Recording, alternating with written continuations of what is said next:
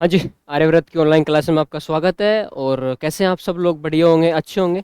आज हम लोग पढ़ेंगे राजस्थान का इतिहास, हिस्ट्री ऑफ राजस्थान। अच्छा, राजस्थान के अंदर हम लोग आज मध्यकालीन इतिहास पढ़ेंगे, मतलब राजा महाराजाओं का इतिहास पढ़ेंगे। तो हम लोग हेडिंग डाल लेते हैं मध्यकालीन इतिहास। मध्यकालीन इतिहास। मध्यकालीन इतिहास के अंदर बहुत सारे राजवंश हैं। राजवंश, 6 राजवंश है ना। पहला आता है गुहिल, राठौड़, कछवाहा, चौहान। एक आता है अपने परमार, और एक अपने प्रतिहार वंश। कौन कौन से? हम लोग आज मध्यकालीन इतिहास के बारे में पढ़ेंगे। एक अपने राजवंश है, गुहिल वंश है, राठौड़ वंश है, कछवाहा वंश है, चौहान वंश है, परमार वंश है, और एक प्रतिहार वंश है। हेडिंग डालो चौहान वंश, सॉरी, हेडिंग डालो गुहिल वंश। ऐसा माना जाता है कि गुहिल वंश की स्थापना 566 ईस्वी में की गई थी। कब की गई थी? 566 ईस्वी के अंदर गुहिल वंश की स्थापना की गई थी। अब बेसिक सा सवाल ये होता है कि सर, क्या आपके पास कोई प्रमाण है कि आप इससे सिद्ध कर सकते हैं कि गुहिल वंश की स्थापना 566 ईस्वी में की गई थी? हाँ बिल्कुल। एक उदयपुर के अंदर एक जगह पड़ती सामोली। कौन सी? सामोली। वहां से एक अभिलेख मिलता है, उस अभिलेख का नाम है सामोली अभिलेख। कौन सा अभिलेख है? सामोली अभिलेख। सामोली अभिलेख ये 646 ईस्वी का है। इस अभिलेख के अंदर 5 राजाओं के नाम उल्लेखित हैं। गुहिल जो हम बात कर रहे हैं, इसके बारे में डिस्कशन करेंगे। एक है अपने भोज, महेंद्र, नाग, और एक है शिलादित्य। कौन सा अभिलेख है? सामूली अभिलेख है। कोष्टक में लिख लेना आप, उदयपुर में एक जगह पड़ती है सामूली। उदयपुर से एक अभिलेख मिलता है सामूली अभिलेख। कब का है? 646 ईस्वी का ये अभिलेख है। इस अभिलेख के अंदर 5 राजाओं के नाम उल्लेखित है: गुहिल, भोज, महेंद्र, नाग और शिलादित्य। कहते हैं कि ये अभिलेख शिलादित्य के समय का है। कब का है? शिलादित्य के समय का है। जब अंतिम राजा शिलादित्य है, तो इसका मतलब 646 में शिलादित्य जीवता है, और जीवता है तो शासन कर रहा है शिलादित्य। ऐसा माना जाता है, इतिहासकार ऐसा मानते हैं कि प्रत्येक राजा का शासनकाल 20-20 वर्ष रहा होगा। कितना रहा होगा? 20-20 वर्ष प्रत्येक राजा का शासनकाल रहा होगा। हम मानने को तो ये भी मान सकते हैं कि भाई, इतिहासकार ऐसा क्यों माने कि प्रत्येक राजा का शासनकाल 20-20 वर्ष का था। मानने को तो ये भी हो सकता है ना कि किसी राजा ने 2 वर्ष गद्दी की हो, उसके अंदर लक्षण नहीं हो, बेलखणा राजा, उसको हटा दिया गया कि हट, शासन सम्मानने योग्य नहीं है, अयोग्य राजाओं को शासन में नहीं रखा जाए। लेकिन इतिहासकारों ने कहा कि अगर इतिहास को क्रमबद्ध तरीके से बताना है, तो ये मानना पड़ेगा कि प्रत्येक राजा का शासनकाल कितना है? 20-20 वर्ष है।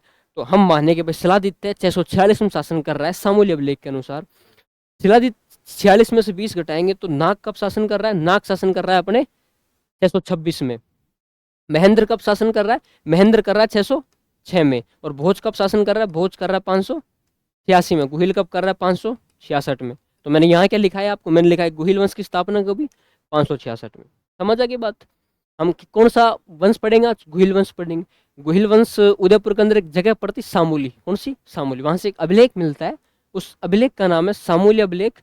और सामूल्य अभिलेख 646 ईस्वी का है। इतिहासकार ये मानते हैं कि प्रत्येक राजा का शासनकाल 20-20 वर्ष रहा होगा। इसलिए हमने कहा कि भाई, शिलादित्य के टाइम का सामूल्य अभिलेख है, क्योंकि सामूल्य अभिलेख से शिलादित्य की जानकारी मिलती है। तो 646 में से हम लोग 20 घटाएंगे तो 626 में कौन कर रहा है? नाग। और महेंद्र कब कर रहा है? 606 में। और भोज कब कर रहा है? 586 में। और अपने जो गुहिल वंश, वो कब कर रहा है? 566 में। कहते हैं गुहिल सूर्यवंशी हिंदू हुआ करते थे। कौन से? सूर्यवंशी हिंदू।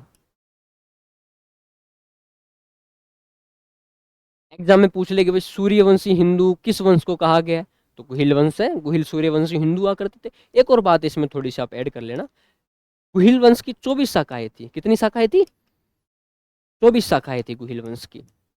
अब मेन मुद्दा जो आता है वो ये आता है कि सर, गुहिल वंश की उत्पत्ति कहाँ से हुई थी? हम अक्सर कहते हैं कि गुहिल वंश, भाई किसी भी वंश हो, इतिहास को लेके अक्सर कन्फ्यूजन रहता ही है। इतिहास को इतिहासकार या तो कपोल कल्पित के आधार पर बताते हैं, कल्पना के आधार पर बताते हैं, या फिर इसको एक तथ्यों के आधार पर बताते हैं। पर हम गलती क्या करते हैं, हम गलती अक्सर यह करते हैं कि हम इतिहास को कहानी के रूप में पढ़ना शुरू कर देते हैं, लेकिन कहानी इतिहास नहीं होती। कहानी एक कवि की कल्पनाएं होती हैं। कवि अपनी कल्पनाओं के माध्यम से कहानी को बताता है, कहानी को प्रस्तुत करता है, बाकी कहानियां इतिहास नहीं होती। अपने एक बहुत अच्छे इतिहासकार हुए कर्नल जेम्स टोड, क्या नाम है, कर्नल जेम्स टोड, जिनको राजस्थान में इतिहास के जनक कहा जाता है। मैं पुनः दोहराना चाहूंगा कि इतिहासकार है कर्नल जेम्स टोड। टोड लिखते हैं कि वल्लभी गुजरात का एक शासक था। गुजरात के अंदर एक जगह पड़ती है वल्लभी, कहाँ पड़ती है, गुजरात के अंदर। यहाँ का एक शासक था, उस शासक का नाम है शिलादित्य। और शिलादित्य की पत्नी का नाम था पुष्पावती। टोड क्या कहते हैं, टोड कहते हैं कि भाई गुजरात के अंदर एक जगह पड़ती है वल्लभी, वहां का एक शासक था, उस शासक का नाम है शिलादित्य, और शिलादित्य की जो पत्नी है उनका नाम है पुष्पावती। कहते हैं कि माँ पुष्पावती, मेवाड़ के अंदर एक माँ अम्बे के मंदिर था, जो परमार वंश की माता हुआ करती थी माँ अम्बे, उसका मेवाड़ में मंदिर था। डेली पुष्पावती माँ अम्बे की पूजा करने के लिए जाया करती थी। एक दिन माता पुष्पावती माँ अम्बे की पूजा करने गई, तो अचानक से दुर्भाग्य समय था या फिर दुखद घटना हुई, और पीछे से विदेशी आक्रमणकारियों ने 524 ईस्वी में, अब 524 ईस्वी में विदेशी आक्रमणकारियों ने शिलादित्य पर अटैक कर दिया और शिलादित्य को मार दिया। वो एक बहुत अच्छा लक मानो माँ पुष्पावती का, कि माँ पुष्पावती उस समय पूजा करने के लिए आ गई थी, वहां नहीं थी महल के अंदर। जो माँ अम्बे के पुजारी हैं उनको इस घटना का पता चलता है।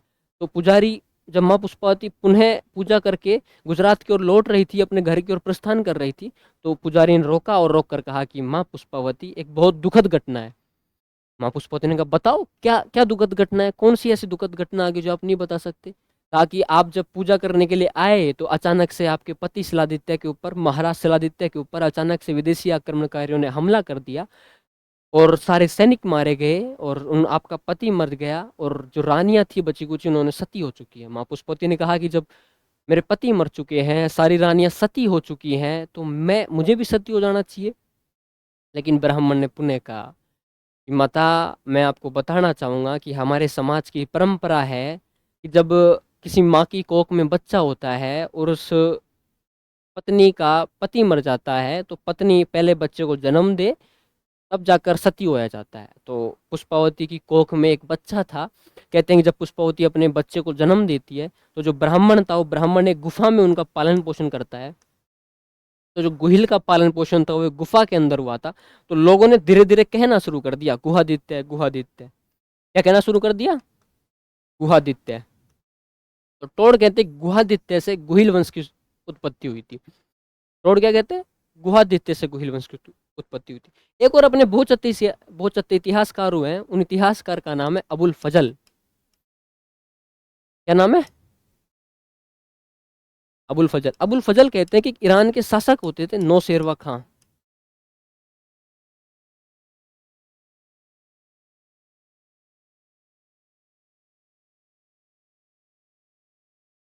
इनके बेटे थे, उस बेटे का नाम था नौशेजाद। क्या नाम था, नौशेजाद। अबुल फजल क्या कहते हैं, अबुल फजल कहते हैं कि ईरान के शासक हुआ करते थे नौशेरवा खां, और इनके बेटे का नाम था नौशेजाद। कालांतर में नौशेरवा खां अपने जो प्राचीन धर्म था उस प्राचीन धर्म को छोड़ देते हैं और ईसाई धर्म को ग्रहण कर लेते हैं। और जब इन्होंने ईसाई धर्म ग्रहण किया, ईसाई धर्म अपनाया, तो अपनी जो विशाल सेना थी उस विशाल सेना को लेके हिंदुस्तान की ओर प्रस्थान कर देते हैं। ये भारत आ चुके थे उस टाइम पे ईसाई धर्म को ग्रहण करके। जब कुछ साल ये यहाँ रहे, इनकी संतान तो यहीं रही, लेकिन 1-1.5 साल बाद ईरान में युद्ध करने के लिए चले जाते हैं। कहते हैं कि जब ईरान युद्ध करने के लिए गए तो इनकी संतान को ये हिंदुस्तान छोड़कर चले गए थे, तो इनकी संतान से कोई उत्पन्न वंश माना जाता है, वो गुहिल वंश है। संतान से कोई उत्पन्न वंश माना जाता है, कौन सा वंश है, गुहिल वंश है। ऐसा कौन कहते हैं, ऐसा अबुल फजल कहते हैं। अच्छा, एग्जाम के अंदर पूछ ले कि भाई कर्नल जेम्स टोड के अनुसार गुहिल वंश की उत्पत्ति कहाँ से हुई थी। हम बता सकते हैं कि गुहिल वंश की उत्पत्ति गुहादित्य नाम का एक लड़का था, जिसका पालन पोषण एक ब्राह्मण ने गुफा में किया था, वहां से मानी जाती है। एग्जाम में पूछ ले कि भाई अबुल फजल के अनुसार गुहिल वंश की उत्पत्ति कहाँ से हुई थी, हम पुनः बता सकते हैं कि ईरान के एक शासक था, उस शासक का नाम था नौशेरवा खां, और उसके बेटे का नाम था नौशेजाद। नौशेरवा खां अपने प्राचीन धर्म को छोड़कर ईसाई धर्म ग्रहण कर लेते हैं और हिंदुस्तान की ओर प्रस्थान कर लेते हैं। कालांतर में जब ईसाई धर्म को अपना कर ईरान में अटैक करने के लिए जाते हैं, वहाँ पर अधिकार करने के लिए जाते हैं, तो वहीं मर जाते हैं, वहीं इनकी हत्या हो जाती है, इनकी मृत्यु वहीं हो जाती है। और जो इनकी संतान थी वो हिंदुस्तान में छोड़ के चले जाते हैं। तो इनकी संतान से कोई उत्पन्न वंश माना जाता है तो गुहिल वंश माना, ऐसा कौन कहते हैं? अबुल फजल। गुहिल वंश ने अलग अलग रियासतों में शासन किया था, जिसमें से एक रियासत है मेवाड़, एक है अपने डूंगरपुर, एक अपने बांसवाड़ा, और एक है अपने प्रतापगढ़, और एक है शाहपुरा। आज हम लोग मेवाड़ रियासत पढ़ेंगे, तो आप हेडिंग डालो मेवाड़ का इतिहास, हिस्ट्री ऑफ मेवाड़, मेवाड़ का इतिहास। आपको बताने की आवश्यकता नहीं है, मेवाड़ में गुहिल वंश का शासन था। ये भी एक तरह से क्वेश्चन है, क्वेश्चन एग्जाम में पूछ ले भाई मेवाड़ में किस वंश का शासन था, हम लिख देंगे मेवाड़ में गुहिल वंश का शासन था। अच्छा, मेवाड़ के कुछ प्राचीन नाम है, मेदपाट, सिवी जनपद, और एक है इनका प्रागवाट। मैंने क्या बताया अभी? मैंने बताया कि भाई गुहिल वंश ने अलग अलग रियासतों में शासन किया था, जैसे कि अपने मेवाड़, डूंगरपुर, बांसवाड़ा, प्रतापगढ़ और शाहपुरा। हम लोग आज मेवाड़ का इतिहास पढ़ेंगे। हम लोगों ने पढ़ा कि भाई मेवाड़ में गुहिल वंश का शासन था, इसके कुछ प्राचीन नाम थे मेवाड़ के।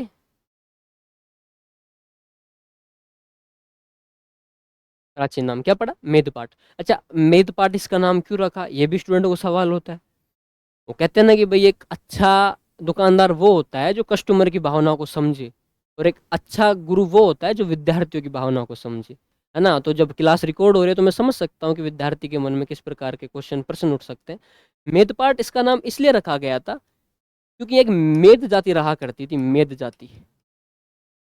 या फिर हम ऐसे कह सकते हैं कि भाई जब मलेच्छों के आक्रमण हो रहे थे, आपको अगर सर मलेच्छ कौन होते हैं? मलेच्छों का मतलब होता है कि जो अरब आक्रमणकारी आ रहे थे, वो अरब आक्रमणकारी मोहम्मद बिन कासिम जो 712 के अंदर सिंध पर कब्जा करता है, वो एक मलेच्छ है। क्योंकि जो अरब आ रहे हैं, मतलब कि भारत पर जिन जिन विदेशी आक्रमणकारियों ने आक्रमण किया था उनको मलेच्छ कहा जाता था। हम आगे चौहान वंश पढ़ेंगे, उस चौहान वंश के अंदर हम आगे पढ़ेंगे कि भाई अग्निकुंड का सिद्धांत पढ़ेंगे। अग्निकुंड का सिद्धांत नहीं था, वो इसलिए लाया गया था ताकि अरब आक्रमण आ रहे हैं, बाहर से अटैक हो रहे हैं, और उन आक्रमणों को रोकने के लिए यज्ञों से 4 योद्धा उत्पन्न किए गए थे। वो योद्धा चौहान है, परमार है, चालुक्य है, प्रतिहार। ये आगे की बात है, हम लोग आगे पढ़ेंगे।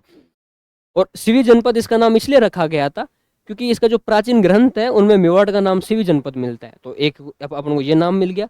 प्रागवाट इसलिए है क्योंकि पर्वतीय इलाका है, पहाड़ यहाँ पर है, और पहाड़ यहाँ पर है, इसलिए इसका नाम है। तो मेवाड़ कितने नाम है? सिवी जनपद है, प्रागवाट है, और अपने मेदपाट है। मेदपाट क्यों? क्योंकि यहाँ पर मेद जनपद था, और मेवाड़ प्राचीन समय से मलेच्छों के आक्रमण से संघर्ष करती हुई रियासत है। इसका एक ऐतिहासिक इतिहास है, प्राचीन काल इतिहास है इसका, इसलिए इसका नाम मेदपाट रखा गया। प्रागवाट क्यों रखा गया? क्योंकि कैसा इलाका है? पर्वतीय इलाका है। मेवाड़ के अंदर हम पहले शासक पढ़ेंगे बप्पा रावल। हेडिंग डालो बप्पा रावल।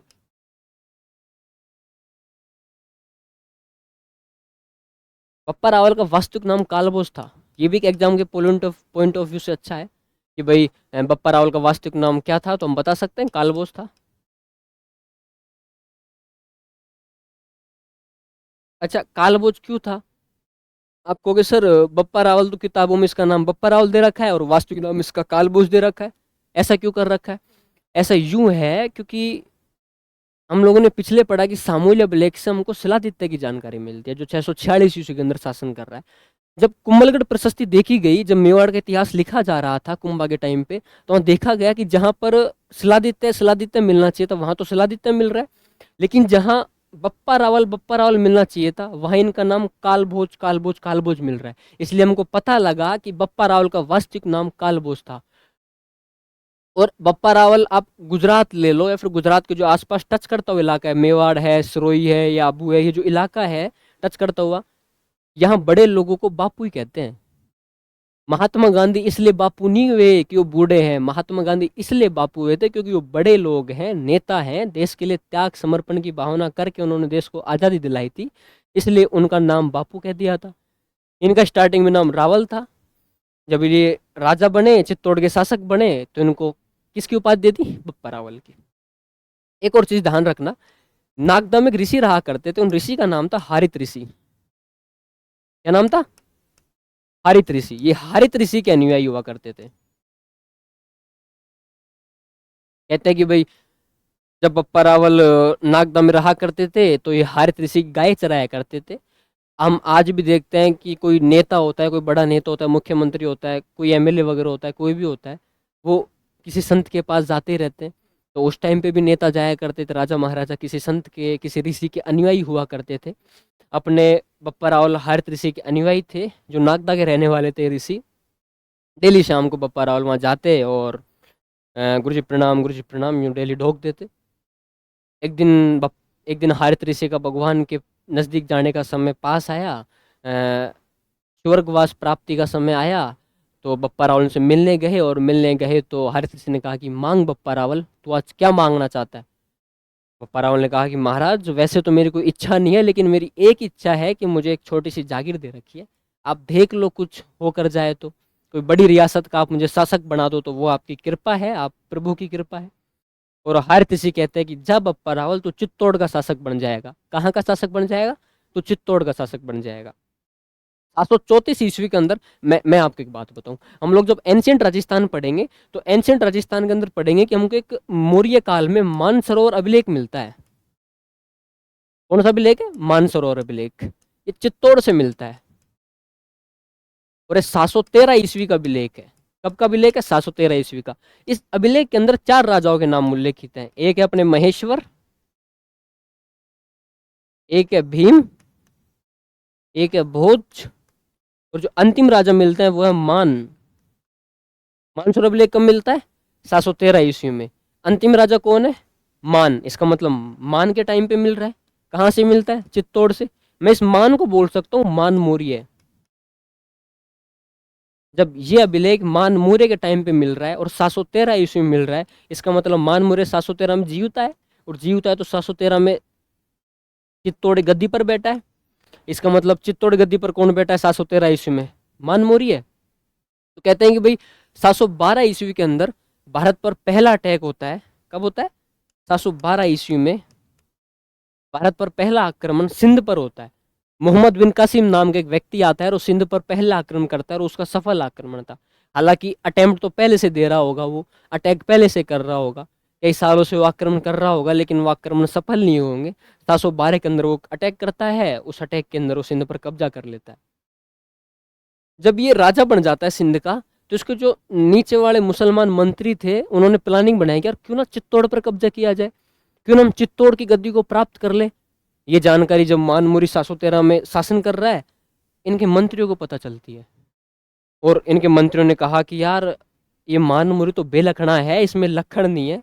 अगर मुसलमानों ने चित्तौड़ पर अटैक कर दिया तो ये चित्तौड़ को ले डूबेगा, और चित्तौड़ क्रॉस करते ही दिल्ली है, और जिस जिस व्यक्ति ने दिल्ली की गद्दी पर राज किया उसने पूरे भारत को अपने अधीन किया है। कुछ भी हो जाए पर मानमुरी के हाथ में तो अब चित्तौड़ नहीं रहने देंगे। अगर मुसलमानों ने चित्तौड़ पर अटैक कर दिया मानमुरी के टाइम पे, तो भाई साहब चित्तौड़ लुट जाएगा। वो अरब आक्रमणकारी नहीं है, वो विश्वासघाती हैं, वो धूर्त हैं, वो तुरंक इंसान है। वो आएंगे और हमारी महिलाओं को उठा ले जाएंगे, वो आएंगे और हमारी किताबें फाड़ेंगे, वो आएंगे और हमारे मंदिर तोड़ देंगे, वो आएंगे और हमारी लूट मार मचा देंगे, सब कुछ सर्वनाश कर देंगे।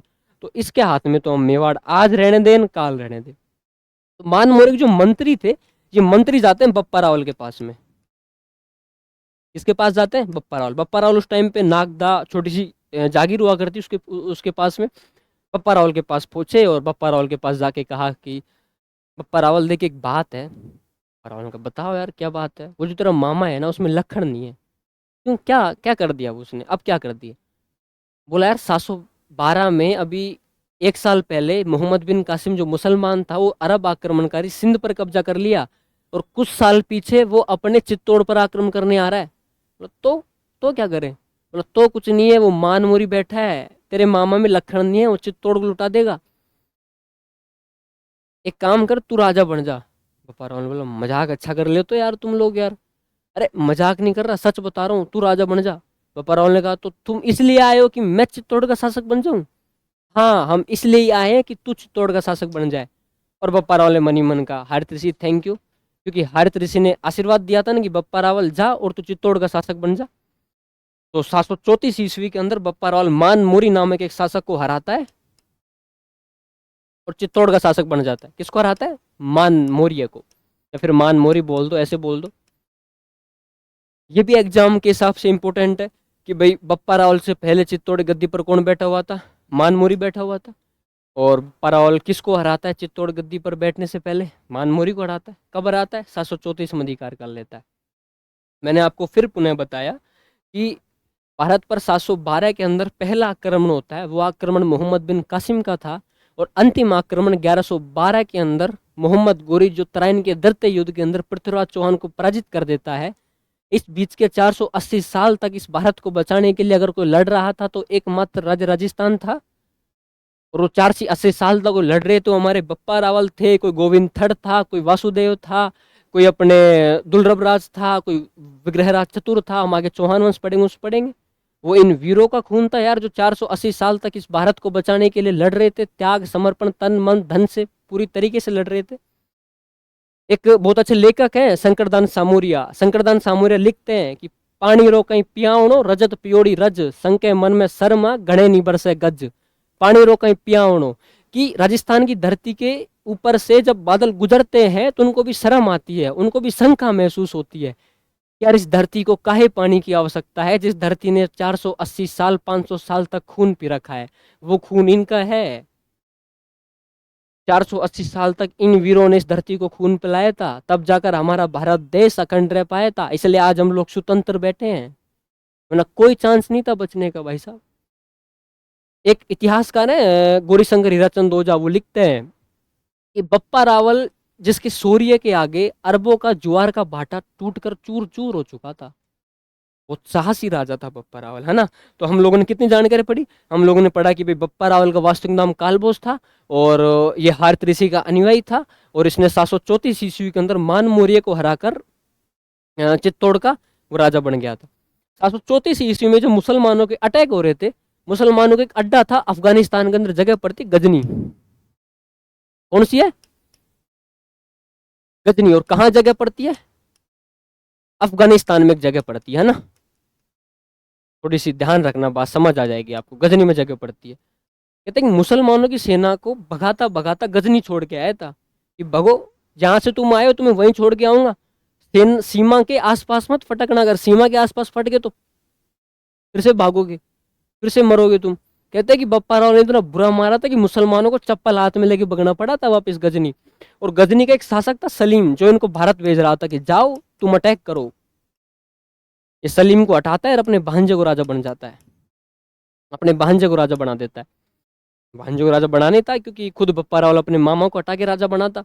इसको लगा यार अगले साल क्या पता है आगे आने वाले टाइम में मुझे हटा दे, तो मैं भांजे को पहले सीट बुक कर देता हूँ।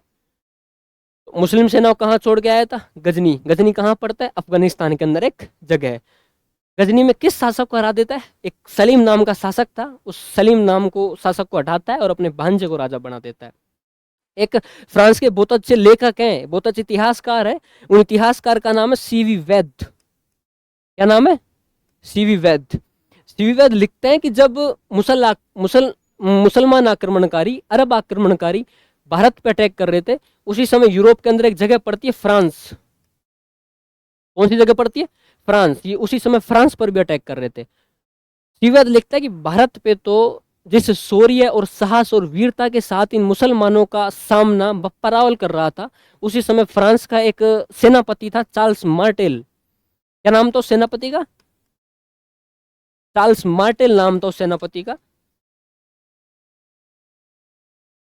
चार्ल्स मार्टेल सेम उसी तरह मुसलमान आक्रमणकारियों को अपने देश से भगा रहा था जिस तरह बप्पा रावल मुसलमानों को भगाता है। इतिहासकार लिखते हैं कि यार अपने जो पहले की भारत की सीमा हुआ करती थी ना, वो अटक नदी तक हुआ करती थी। पाकिस्तान सिंध में एक वो गुजरती नदी, अटक नदी नाम उसका।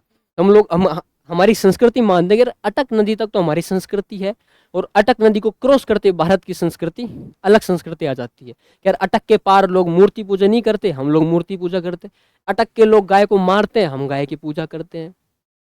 अटक के लोग मंदिरों को तोड़ते हैं, हम मंदिरों में पूजा करते हैं भाई साहब। तो उनकी संस्कृति और अपनी संस्कृति बिल्कुल डिक्लाइन कर रही थी। तो वो लोग कहा कि यार उन लोगों को मत आने दो, वो गंदे लोग हैं, मैल है, मलेच्छाक्रमणकारी हैं यार, उनको नहीं आने दिया था। तो उसी प्रकार सीविवेद क्या करता है, सीविवेद कहता है कि भाई चार्ल्स मार्टेल एक फ्रांस का सेनापति था जो उसी प्रकार मुसलमानों का सामना कर रहा था ना, तो थोड़ी सी आप ध्यान रखना। नागदा, नागदा को बाद में बप्पा रावल ने अपनी राजधानी बना लिया था। एग्जाम पूछ ले कि बप्पा रावल की राजधानी क्या थी, तो हम लोग याद रखेंगे नागदा थी। ये नागदा में एक लिंगजी मंदिर का निर्माण करवाते हैं। किसका निर्माण करवाते हैं? एक लिंगजी मंदिर का निर्माण करवाते हैं। कहते हैं कि मेवाड़ के जो शासक थे वो शिवम को अपने एक लिंगजी के दीवान माना करते थे। हम लोग आज भी देखते हैं, हम लोग कहते हैं कि भाई मैंने एक काम कर दिया, कोई हमसे पूछने आता है कि यार तूने काम किया, अरे नहीं भाई साहब, मालिक की कृपा है, उसकी दया है, सारे की सारी सारे काम वो करवाता है। हम लोग तैयारी कर रहे हैं, है ना, हमारा जब सिलेक्शन होता है या फिर आपका जब सिलेक्शन होगा, आप वो तन मन धन मेहनत से सिलेक्शन लोगे और आप मन ही मन सोचोगे नहीं मैंने सिलेक्शन लिया है, मेरी मेहनत है, मैं डेली टेस्ट देता था, डेली पढ़ाई करता था, मैं गाँव नहीं गया था, कंटिन्यूटी रखी थी मैंने पढ़ाई में, तब जाकर मेरा सिलेक्शन हुआ है भाई साहब। और जब आपसे कोई इंटरव्यू लेने आता है तो आप कहते हो भगवान की कृपा है जी, सारी की सारी उसकी देन है, तब जाकर मेरा सिलेक्शन हुआ है, बाकी मैं मेरा कुछ नहीं है, भगवान का। और हम उस बंदे को डाउन टू अर्थ मान देंगे, यार देखो यार बंदा कितना बोला बाड़ा है, घमंड नहीं है उस बंदे के अंदर बिल्कुल, हम कहते हैं भगवान है। तो उस टाइम पे जब कोई राजा महाराजा कोई काम क्या करते थे या फिर कोई बड़ा काम करते थे, जैसे कि बप्पा रावल चित्तौड़ जीत लिया, तो बप्पा रावल का भाई मैंने नहीं किया, सब भगवान की देन है। तो मेवाड़ के राजा शिवम को एक लिंग जी का दीवान माना करते थे। याद रहेगी बात, क्या पढ़ा कि भाई एक फ्रांस का एक इतिहासकार था सीवी वेद, वो बप्पा रावल की तुलना किससे करता है, चार्ल्स मार्टेल से करता है। चार्ल्स मार्टेल कहाँ का सेनापति था, तो हम लोग याद रखेंगे यार चार्ल्स मार्टेल फ्रांस का सेनापति था। कहाँ का था, फ्रांस का सेनापति था, ये हमारी बात याद रहेगी। इसने सोने के सिक्के चलाए थे, ये भी याद रखना, किसके सिक्के चलाए थे बप्पा रावल ने, सोने के सिक्के चलाए थे। उस टाइम पे सिक्कों को जो मापने की इकाई हुआ करती थी उसको बोलते थे ग्रेन, और कहते हैं बप्पा रावल के सिक्के 115 ग्रेन के थे भाई साहब।